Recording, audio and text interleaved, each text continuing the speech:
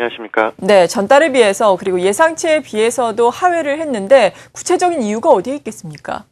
예, 사실은 지난달도 부진했었는데요. 지난달이 49.5를 기록했었고 확정치가, 그리고 이번에 시장 예상도 2월 수치가 한 49.5, 그래서 보수적이었음에도 불구하고 그 수치를 굉장히 하회를 했습니다. 그래서 48.3이라는 수치 자체는 4개월 연속 하락하고요. 작년 중반 대비해서 가장 지금 낮은 상황이라고 보고 있습니다.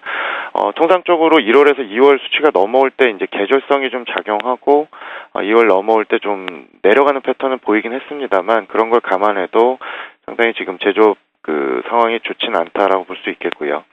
저희가 10일마다 체크하고 있는 전기 발정량 같은 이제 업황 지표가 2월 상순에 전기비 그리고 작년 대비해서 굉장히 낮았다는 점을 감안했을 때 춘절 업무 복귀가 굉장히 지연이 되고 있는 부분, 그리고 유효 수요 약화가 PMI 지수 하락의 주요 원인으로 평가를 하고 있습니다.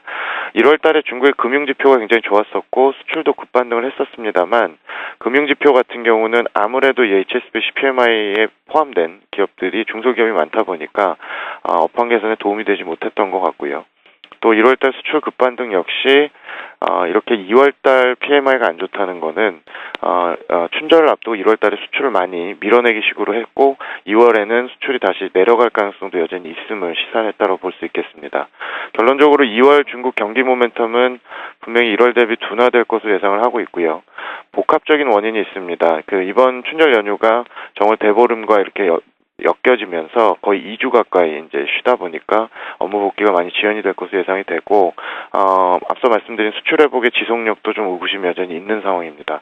전반적으로 1월 대비해서 2월 지표가 좀 부진할 것으로 예상을 하고 있고요. 다만 1일경에 발표될 CFLP 관방 PMI 지수는 아무래도 대형기업 위주다 보니까 금융지표 호조세 영향으로 인해서 급락 가능성은 좀 낮다라고 보고 있습니다.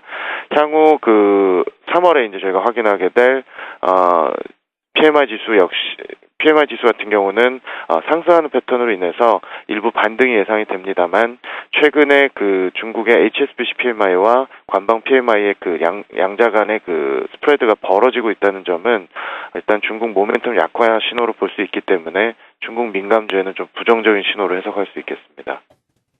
네, 일단 여러 가지 요인이 있겠지만 계절적 요인도 있어서 3월에는 반등에 나설 수 있겠지만 그래도 전반적으로는 우리가 좀 보수적인 시각을 유지를 해야 한다라고 평가를 해주셨습니다.